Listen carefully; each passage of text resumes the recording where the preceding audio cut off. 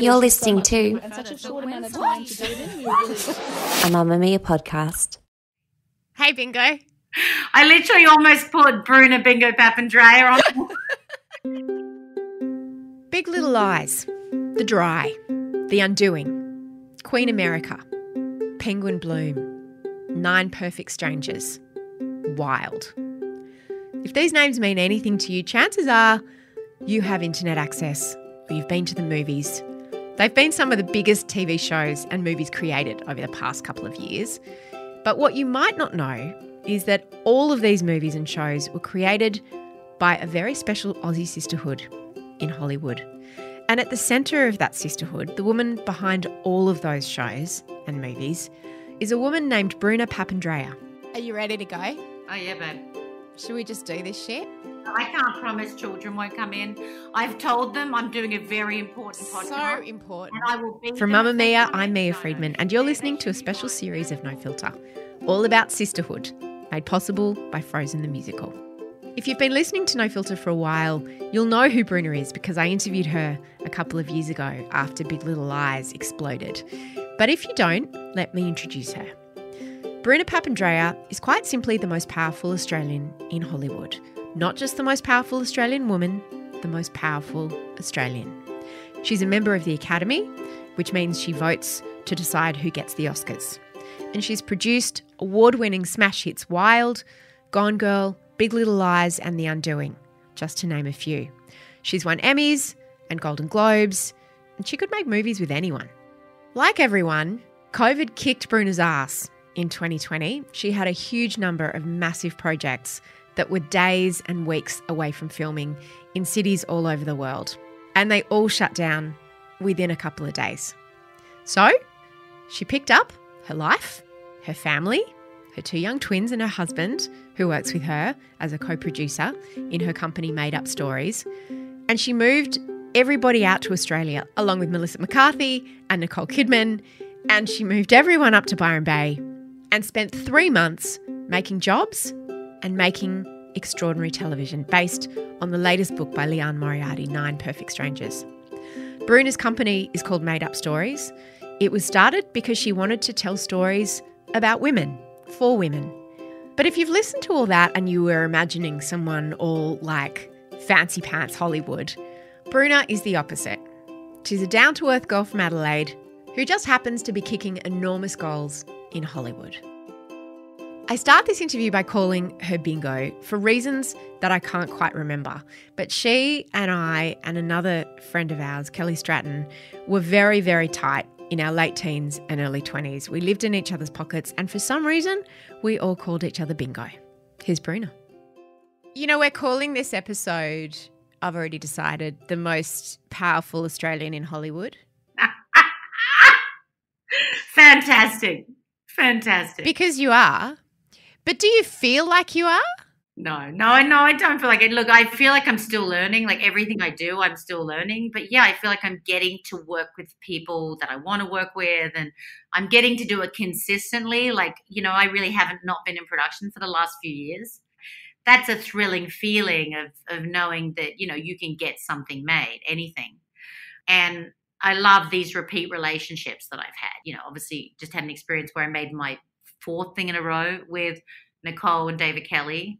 My husband now is part of that, you know, so yeah, I feel really blessed that people will take my call because that stuff, it's all connected, right? People will say, well, how do you get something made? I'm like, well, it helps when you have the email of an actor directly because it helps to be able to have those personal conversations. It helps when you have, you know, when the head of a talent agency will take your call because, you know, hopefully the actor you want or the director you want is going to read your script faster. So all that stuff helps. So I feel really good and, you know, confident with all that stuff. But I also feel like everything is starting again, not unlike what you do, you know, what so many people do, you know. It's like I'm cooking a meal every single time, right? And sometimes, to your point, it's going to turn out, and all I can do is try and get the best people involved and give my kind of creative opinions. But ultimately, I still have to empower the creative people that we're hiring to tell the story. So you never know. Before you had all those runs on the board that you've got now, say when you were assembling the cast for Big Little Lies, I mean, that's a fuck-off cast. How do you go about as a producer convincing people to be part of this vision that you have? I mean, look, I think it's easier when you have actual scripts. And in the case of Big Little Lies, we had a book, obviously Leanne's amazing book that was so, concise, right? It was that was everything. It was the blueprint for that show. We didn't, I don't think, go out to any cast, with the exception of Reese and Nicole, who were attached from the book, without those two scripts. So, you're giving them kind of proof of concept in a way. You're also giving them proof of concept because two massive stars have already signed up and a director had signed up by that point. So now that you've been in the industry for as long as you have, I imagine you've got everybody's number in your phone. Are you at the point where you can go, say with The Undoing, do you just go, I want Hugh Grant, and then you just text Hugh Grant? What? Yeah. That's how I imagine your life is. No, true. I do have some people's numbers. No, Hugh Grant was all Susanna Bier, the director, who's freaking she is one of the greatest women you'll ever meet. I did not have Hugh Grant's number. I was a massive Hugh Grant fan. It was definitely on my bucket list, like it is everyone. I mean, we grew up on Hugh Grant, right? Yeah. I do have Hugh Grant's number now. Maybe now I would call him. But, yeah, no, in that case, it's obviously someone you basically, with everything you do, okay, who has a relationship, who can reach out, how can we put this together? Because you want to, excite people. You just want to, always be giving them confidence. But even when you have Hugh Grant, you never really have him because you always think oh my God, he's going to drop out. He's going to drop out because, he's famously, it's hard to get him to commit to anything. So I really didn't believe it until we were actually shooting. And then I'm like, okay, he's in. We're in New York. We're shooting. But yeah, I felt a bit the same with obviously Meryl Streep. For me, that was something if I don't get starstruck, because as you know, I'm not really one of those people who's like, oh my God, I love hanging out with movie stars. I'm just not that person. But I remember meeting Meryl Streep. I was seeing a play with Anthony Minghella at the National Theatre years and years ago. 25 years ago. And Vanessa Redgrave was in it. We went backstage because Anthony knew her and Meryl Streep was in the dressing room. And I remember thinking oh my God, I was so starstruck. I was like, it's Meryl fucking Streep. So when I got to work with her, I kept remembering that moment and it was amazing, even though I still don't feel like I know Meryl too much because she's so in character. So I feel like I know Mary Louise, but I'm not sure I still know Meryl. But it was thrilling for me to work. It was thrilling. And I was like, that's not going to happen. It's not. No. I don't care who can get it. Is that really going to happen? So, with everything that happens, you always go, oh my God, I can't believe it. So how does that come about? How do you just go, Leanne wrote the character for Meryl, didn't she? Yeah, we always say to Leanne, well, who's your dream casting? And so far we've got a pretty good strike rate. And then Nicole calls her or Reese calls her. They do know each other.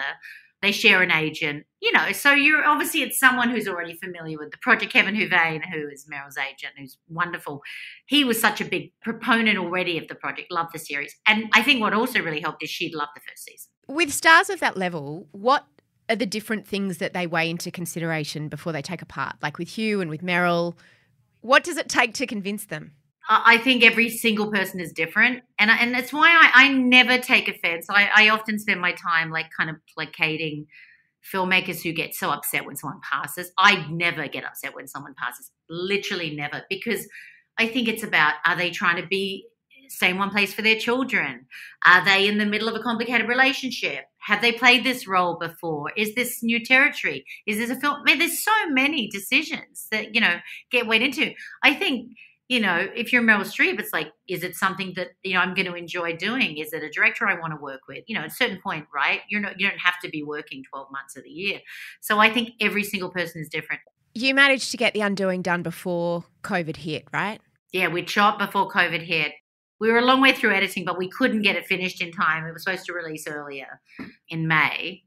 We couldn't get it finished in time because of the, moving post more remote. So that's why we had to push. But ultimately, even that, I think, was the right decision.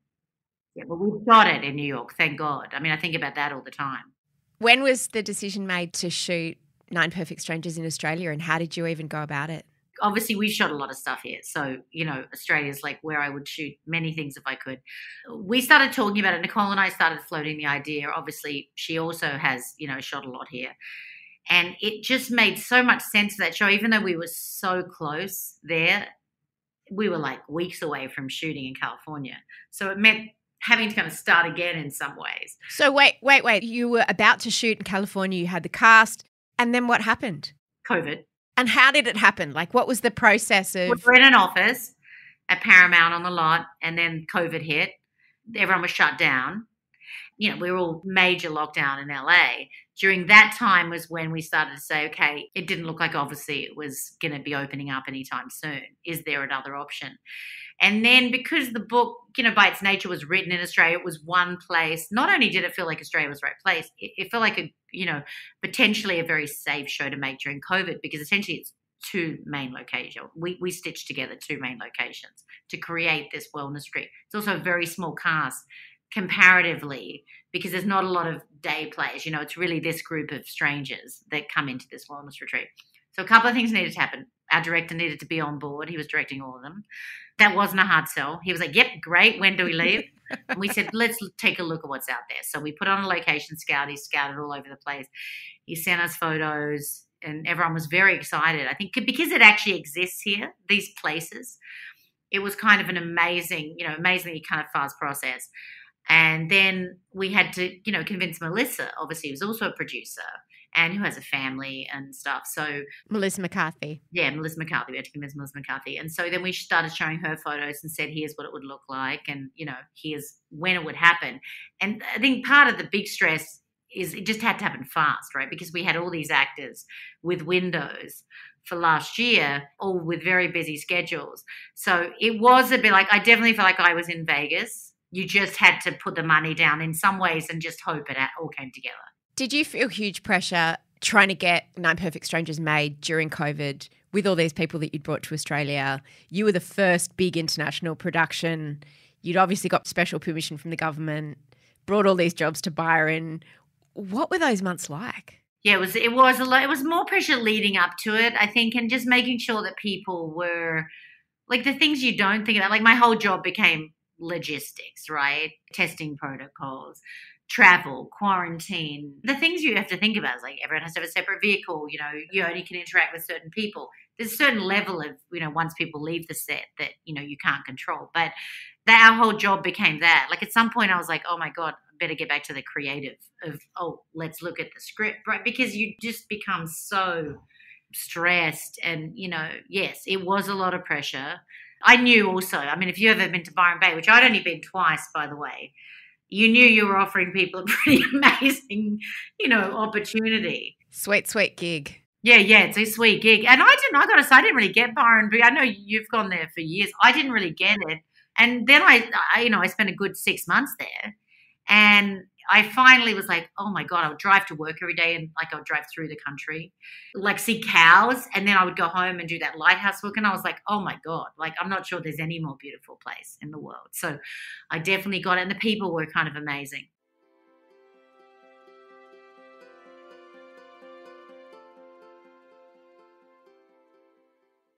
Your group of friends you've had for 20, 30 years, your tight, close group of 30 girlfriends? now, 30 years, and some 25. But yeah, it's a long time. Has becoming incredibly famous and successful put pressure? Don't laugh. Has it put pressure on those friendships? I was on that list of like important Australians. Yeah. And I mean, my husband's like, you know, he likes to tell me, like, I said I was in Vogue. He goes, Australia. I go, yeah. But he likes to keep me, you know, keep me real. But my kids were so funny because they've kind of cottoned on to the sarcasm from my husband. And so it was like, I think the three people in entertainment were me, Mel from MasterChef, who I'm obsessed with, the judge, and Bluey, the dog. Good company. So my daughter, like now, literally every day, she's like, Mom, I love you, but like I love Bluey more. So now we have a joke in our household that I'm supposed to be on a cover in a few weeks, and they keep thinking I'm going to get bumped for Bluey. So, you know, has it impacted on those friendships? You live a very different life to a lot of those friends. Your life is a lot bigger. I'm not saying you've changed because clearly you haven't, but your life has changed. You can't argue that. Yeah, I mean, I don't know. I feel like all my friends have gone on to do kind of, you know, a lot of them are artists and a lot of them doing what they love to do. And many of us like either had kids older like me, or their kids are literally finishing college or starting college. Like, there's no, some divorced, some still together. I feel like we've all been through this kind of crazy personal roller coaster together. I don't think that's impacted it. What has happened more is I've started to work with friends more, right? The last few years. That's been a shift for me. Not that I avoided it. I've been trying to work with Naomi for 20 years. Finally, we did, literally 20 years. I feel like we've come so close so many times. Is it fraught working with friends like you and Nicole and you and Naomi? Are there any things you have to be careful of working with friends? Not really. I mean, I think as a producer, you have to always remember, even though they're you want to say, oh, come on. Really? Sometimes you want to say those things. You can't because they're still the star of your show or your movie. So I do think you have to go. Depends on the actor too. Some people want to they want to sit and shoot the shit between takes, right? And then others are they're in the zone, and so not to kind of engage. I said that to Ashley Ketty, I've known on and off for years. I'm a fan of. I wouldn't say we were friends. We're friends now, but it's a very intense role that she plays in our show, and so I would never approach. But she would come up to me, and I'd be like, is it okay to talk to you? Because, it's intense, And I feel like the same thing with Naomi. You kind of vibe off them if they want to talk. And more often than not, particularly as it was me and Emma and Naomi, and we were all very old, close friends, we would talk about stuff as we were shooting. It was we were just hanging out, right? That's amazing. It's amazing when you want to go and have dinner with people after you finish work. I never want to go have dinner with anyone because I'm so exhausted. So I would say with Penguin particularly, it was one of the great personal experiences for me. And when you produce with an actress, you've produced with Reese, several times you've produced with Nicole many times, and Naomi, was she also a producer on Penguin? Yeah. So how does that work in terms of they have to have these dual roles? How's the power dynamic of that? I think it's good. They just feel like your normal partner in prep, when you're talking about scripts and hiring out the cast and directors and weighing in on those decisions. When you shoot, I really try and not engage them too much on the day-to-day because, again, they have to be in front of the camera, right? So I'm not sitting there talking to Nicole about the budget when she's trying to, prepare to play this role. So I think it's worked, really well. And then in post again, when they're able to step back from it, they become really hands-on again, of course, and in marketing and all that stuff. Naomi has been incredibly involved in Penguin from, kind of cradle to grave, as I say, right? It's she was involved in the first choice of who was going to write the script right up until okay, what does the marketing campaign look like? What does the trailer look like? What are our notes? Is this the right piece of music? Who's going to release it in the States? Who's going to release it? All those things she's been incredibly involved in. And she's been on every call. You know that thing about the most important career decision you'll make is the partner you choose? Do you think that's true for you? Well, yeah, I think the most important, life decision I made after kissing, let's say a lot of frogs. So many frogs. Oh, my God, the frogs. We had so many frogs in our early 20s. It was a disaster. Half the people I'm casting are, was loose with. Former frogs. Exactly, former frogs. Frogs still exist. It still makes me laugh. I will say I'm always yeah, what's that person doing now?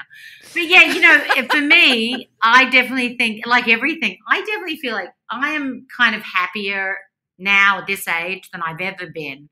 And I think part of that is, me being comfortable in myself. But also, yes, I chose a person who is done a lot of work on himself, is so evolved, is the greatest dad. And it takes so much of the parenting responsibility off me. And also is just cares deeply about my well-being, and also he's also happy, I think, we run this company together, but he's also happy for me to be front and center a lot of the time, I think. And, he loves to see me kind of grow. But it's so fun working together now and actually being in one place and being able to do that together. And kind of, I think we do have different skill sets. I think he's so much better at a lot of things than me. When hard conversations need to be had, I'm oh, can you do it? You're just, he just has a temperament where nothing really phases him. But we have had a laugh. I said to him over Christmas, I was and again, I don't know about other people. I'm overcompensating with my children during this craziness because like, I'm like, well, Christmas has to be amazing and has to be the best Christmas we've ever had. And their birthday has to be amazing because, you know, you feel like, you know, somehow you have to overcompensate. Well, certainly I do.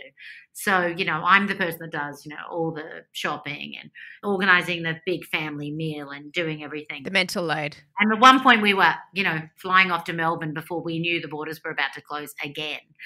But it was so funny. Steve said to me, I said, I've got so much to do still. I've got so much to do. He goes, what do you still have to do? Like, haven't you done it all? Like, literally. And I literally turned to him and I was like, babe, I got some bad news for you. I got to tell you something. The fucking elves aren't real. I know we tell the kids they're real, but they're not real. I'm the one doing it all. I have had such a laugh. And even with their birthday present, he said the funniest thing to me. I said, okay, so I've got the birthday presents and I've done this for the party. And I go, and just out of interest, what are you doing? And he goes, I don't think we're crossing over with anything. He's like, I pull my weight. And I was like, you're more than that. He does so much of the physical heavy lifting. But, you know, then I do a whole lot of other stuff. So we can have a laugh about it. But because I think that's what, like, life is and that's what parenting is. And it is bloody hard. Like, I found it quite difficult because sometimes when I made The Undoing, I would go off to New York for 4 days and I would just be focused on filming that show, right? I would go out to dinners. That was everything. I would go home and I would be with the kids on the weekend, right? And I think it's easier. In some ways, it's like, okay, you're with them, you're focused. In some ways, when you're all together and you're not traveling as much, you don't get to have that thing where you're like fully focused on one thing. And I don't know about other women, but it is exhausting. Last question. Girlfriends and the difference that they make in terms of intimacy. I think when we were younger, we thought that you get all your stuff from your partner. Do you think that's true? No, I know I've never thought that. Well, maybe not. It's not true. When I was younger, I probably definitely thought that was true. I'm not sure I would have used the word intimate.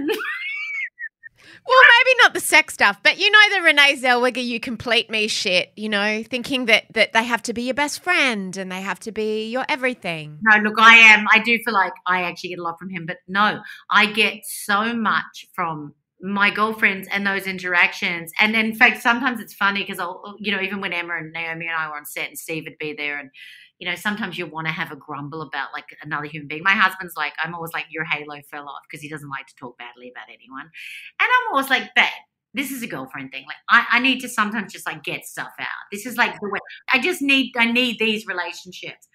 And again, I felt that more than ever.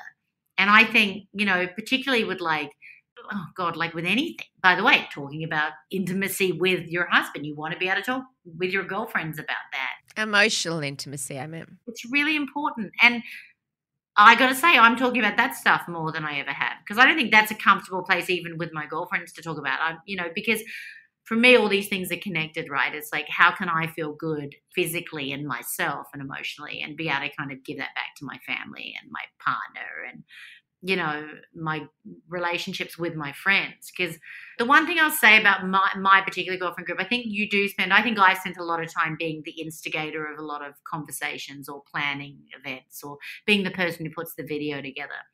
And I think in order to make a little more room for myself, I have to step back from some of that stuff. I have to let other people lead, which I think is good.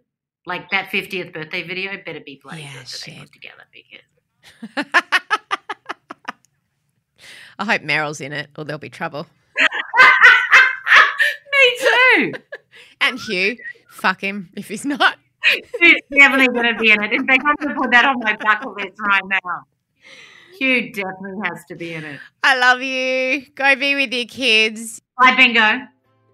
You can hear my original No Filter with Bruna by clicking the links in the show notes. You can watch Big Little Lies and The Undoing on Binge, which is a streaming service. The Dry is in cinemas now, and Penguin is going to be in cinemas by the end of January. This episode was produced by Leah Porges. The executive producer of No Filter is Elissa Ratliff. I'm Mia Friedman, and I'll see you on mamamia.com.au.